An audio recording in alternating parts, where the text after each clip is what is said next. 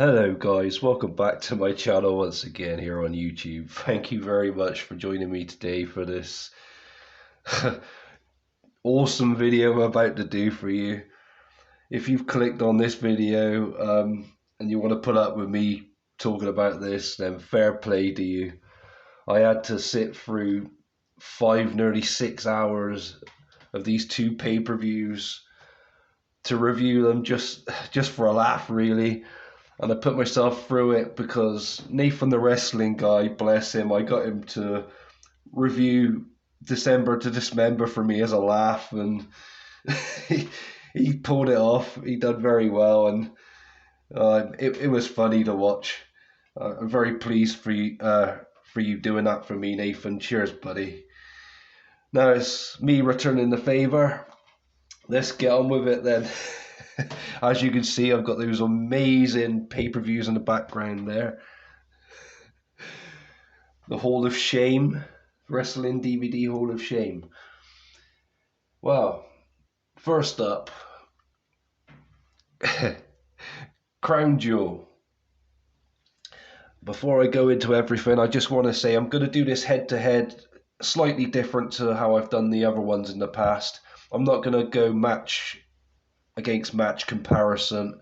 I'm just going to talk about each DVD and go over the matches, rate the matches individually, and not put them against each other, if that makes sense, and then give my overall score and opinion at the end of it. And I also want to apologise before I start by saying I've got still a bit of a sore throat, so my voice sounds a little bit shitty today. I do apologise for that in advance.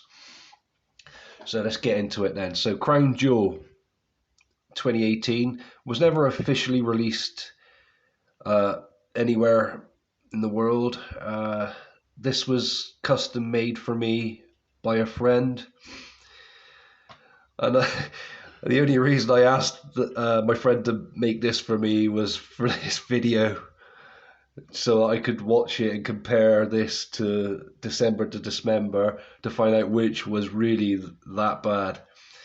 And he's done very well with this. I like the cover artwork, and you got the DX logo there under the Crown Jewel logo.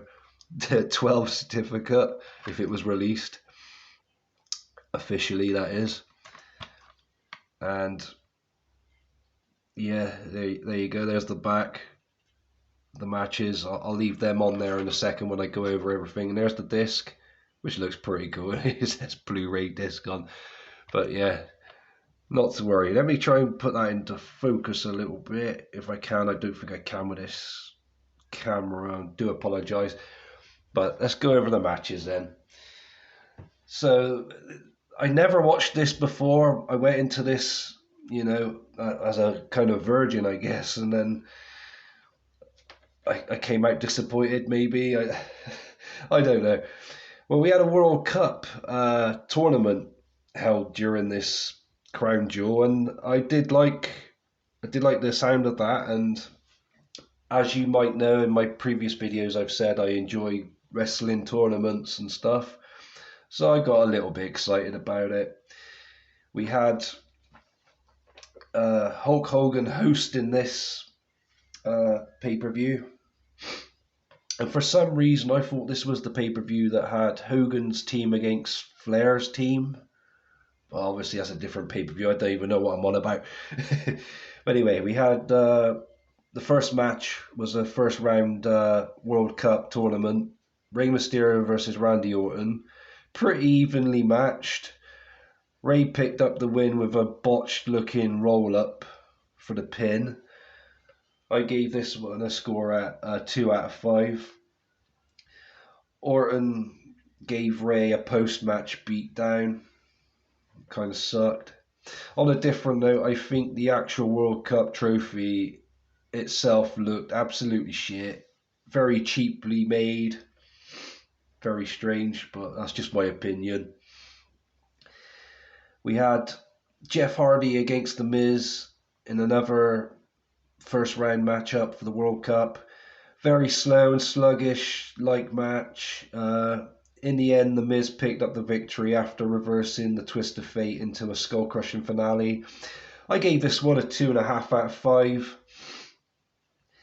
In a later interview, Miz had like a frog in his throat after Jeff Hardy allegedly kicked him in the throat. I don't remember seeing that. I found that quite strange. So Miz did sound a bit like I feel and sound at the moment. But yeah, that was a bit of a strange one. Next up, we had Intercontinental Champion Seth Rollins versus Bobby Lashley with Lio Rush. Another one of the World Cup first round matches. This match felt a little one-sided in Lashley's favour. I did cringe when Seth dived onto Lashley on the outside of the ring and smashed his neck onto the barrier. It came as a shock that Seth beat Lashley after a curb stomp. It was okay, I guess. I gave this one a 2.5 out of 5 as well. And then we had the final first round World Cup tournament match. Kurt Angle versus Dolph Ziggler with Drew McIntyre. I really enjoyed this match. Both using great mat style kind of moves. Ziggler picked up what I would say a big win. Some might disagree with that, and I do apologise, but I found it as Ziggler picking up quite a big victory after giving Kurt Angle the zigzag. And Kurt Angle, a legend in the wrestling business. Yeah, I felt, he got robbed of a good victory there. 3.5 out of 5. I still enjoyed it though. It was good. I gave that one 3.5 out of 5. Sorry guys, keep repeating myself. WWE SmackDown Tag Team title match. We had the New Day riding to the ring on a fucking magic carpet. I shit you not, guys. It really did happen. And throwing pancakes into the crowd. And they went up against the Bar, Cesaro and Sheamus, who were with the Big Show. I had a pull up with Xavier Wood on the outside playing that fucking stupid trumpet. I was kind of hoping Big Show would take it from him and ram it up his ass. I was very disappointed with that. That didn't happen. And I was also disappointed with this match too. It was very slow. The Bar ended up retaining their tag titles after lots of bullshit interference. 2 out of 5, I gave that one. We had the World Cup semi-finals next. First match of the semi-finals was The Miz against Rey Mysterio.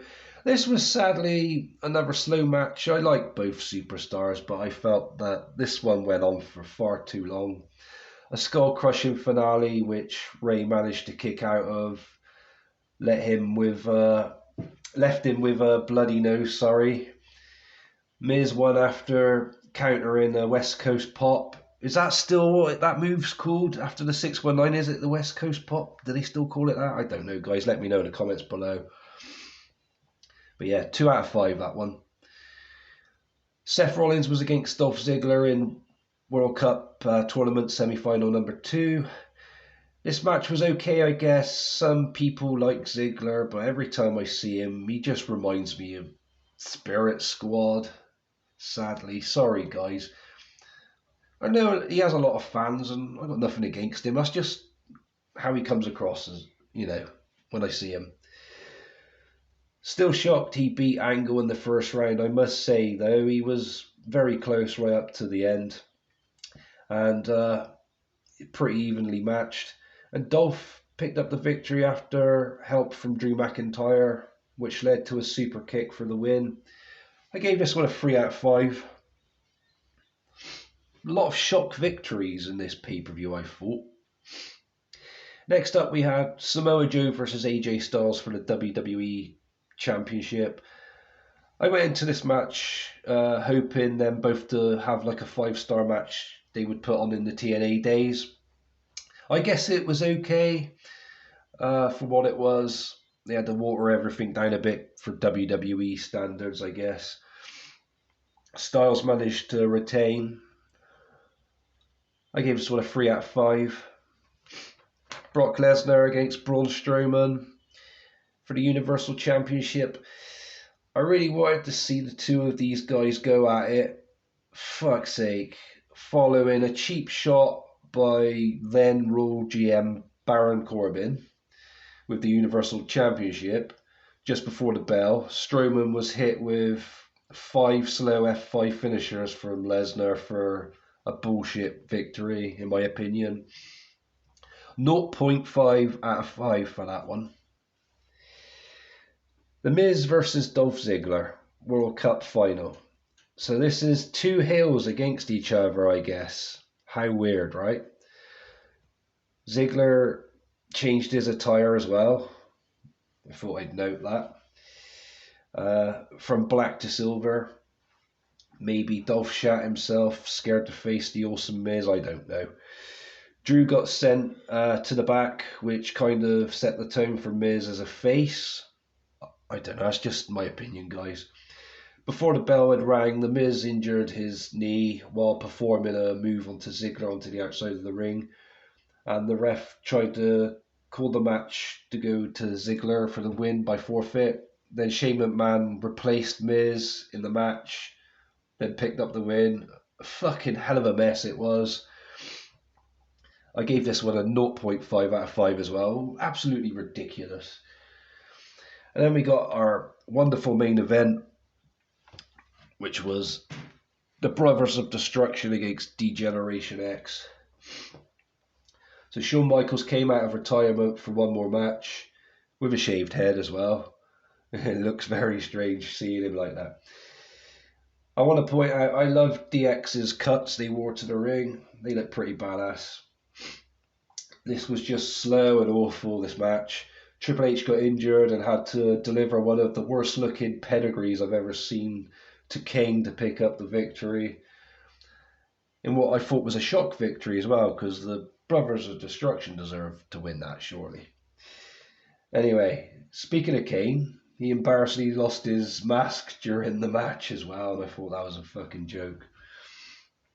0.5 out of 5 for that one as well. Overall rating for this pay-per-view, I give a 3 out of 10. Dear, oh dear, oh dear. Then we move on to our next one. Extreme Elimination Chamber at Dismember 2006. ECW. Yes, this was an absolute delight to watch. The runtime on it, shockingly, is 2 hours, 15 minutes. And you also get extras, which I'll go over later. This had an 18 certificate here in the UK. I do like the artwork for it. Very good. Bit of false advertisement there with Sabu as one of the participants, which we'll cover later on as well. There's the spine. There's the back with the big match listing they couldn't be bothered to put on. How fucking lazy were they? Couldn't list all the matches, or was it because the matches that did take place they were too embarrassed to put on there? I don't know. There's the disc as well. So I'll let you guys stare at the back while I go over this. I won't be able to do it as good as Nathan did, but I'm going to give it a good go. So we had Let the Bodies Hit the Floor theme, which I don't mind. I'm trying to think who sang that. I can't remember, but it is a good tune. So I was greeted with that on the DVD menu anyway. And we opened the show up with Eminem versus the Hardy Boys. To be fair, this was pretty good as an opener for a pay-per-view. Made me laugh. Someone in the crowd shouted, "Nitro sucks." He performed an aerial maneuver on Matt Hardy and angrily shouted back to the crowd, "Who sucks now?" Nathan, the wrestling guy, was correct with picking up on how fucking annoying Melina's screaming was.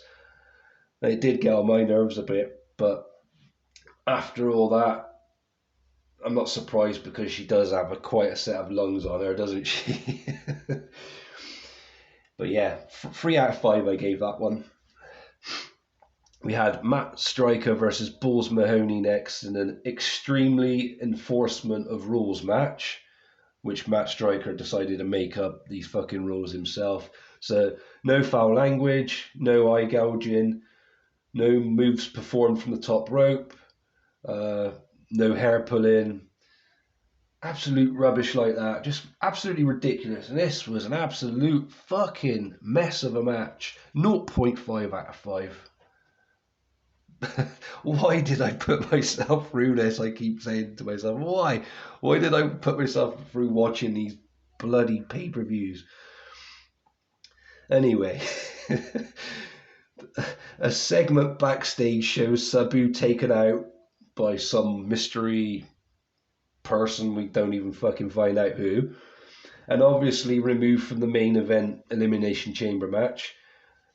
The crowd loud chant of bullshit kind of says what direction this pay-per-view is headed. We had Sylvester Terkay and Elijah Burke against the FBI next. Nathan, the wrestling guy, says Sylvester Turkey. I find that quite funny. It kind of is spelt like that, I guess. But yes, another fucking weird match. The only decent thing about this match was Trinity at ringside wearing a very revealing outfit with no underwear. Ooh. Absolute awful match. It really was. I just couldn't get into it. And as a wrestling fan, I tried to make myself get into it. Just like I did with Crown Jewel. Just for the enjoyment of it being a wrestling pay-per-view. And I just couldn't do it. 0.5 out of 5 for that one. We had Daivari versus Tommy Dreamer next. Time for a 5-star match now. Like fuck. So the innovator of violence felt more like the innovator of silence as he somehow made it through this clusterfuck of a match. Crowd chants of "We want hardcore" were the only highlight I have for this, guys. If only the booking team had listened, eh? 1 out of 5. So after waiting what seemed like a lifetime for Tommy Dreamer to get his lazy ass up from the ramp after receiving a slam from the Great Khali, after the match obviously, we are treated to Paul Heyman announcing Hardcore Holly as Sabu's replacement in the main event Elimination Chamber match. And that's what I said about the front with false advertisement removing Sabu from the match. So after that, we went on to Kevin Thorne and Ariel versus Mike Knox and Kenny Kelly. So Mordecai is now a vampire, along with the very tasty looking Ariel. Interesting way Ariel pins Kelly to win the match. Yes, it was very good. The pin, that is, not the match. And yes, this match did suck, pardon the pun. 1.5 out of 5. And I gave it that score because of Sandman's post-match beatdown on Kevin Thorne. I found that quite entertaining. And obviously, the gorgeous looking Ariel. Then we got to the main event. Big Show versus Test versus CM Punk versus Bobby Lashley versus Hardcore Holly versus Rob Van Dam in an Extreme Elimination Chamber match for the ECW Championship. Fucking ass, a mouthful. So this is obviously different to the standard Elimination Chamber match, as we have each participant having their own weapon to use. I actually like this match, believe it or not, guys. I'm not going to lie. I've seen a lot of worse chambers in my time. The 2003 SummerSlam Elimination Chamber comes to mind immediately. That was just fucking awful, that one. Not sure I agree with Lashley being the winner. It should have been CM Punk, to be fair. This was very brutal and really cool, though, I thought. I did enjoy this main event chamber match.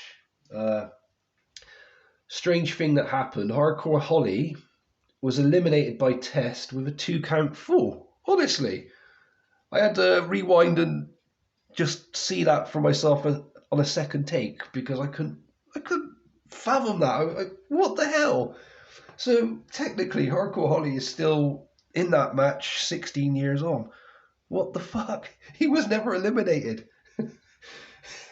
Very strange. Very strange indeed. I gave that one a 4 out of 5. Yes, 4 out of 5 at Elimination Chamber. It deserves it. It was a good Elimination Chamber. I did enjoy it. Very brutal. Very good stuff. This DVD did have extras as well. We had like a rematch between Lashley and Big Show for the ECW title, plus some post-match interviews. I give this a score of 4 out of 10. So slightly better than Crown Jewel, but which was worse? Which was better? ECW was better than Crown Jewel. The December to Dismember better than Crown Jewel 2018, definitely. So if you want to put yourself through the torture me and Nathan the Wrestling Guy went through watching any of them, watch this one. Avoid this one. Well, I don't know. Avoid both maybe. But the main event's worth checking out, and maybe Ariel as well. She's worth checking out. But yeah, guys, let me know what you thought of this video. Thank you for making it through this far. Please feel free to like, subscribe, and leave some comments down below. I'm going to be pissing myself laughing at whatever's going to get posted below. Go for it, guys. I hope you enjoyed this. I enjoyed it. I enjoyed making this video. And yes, 2 more additions to my Wrestling DVD Hall of Shame. Joining these 2 fucking clusterfucks. If I didn't say it already, please feel free to like, subscribe, and comment. I'll see you guys soon. Take good care of yourselves. Thank you very much. Peace.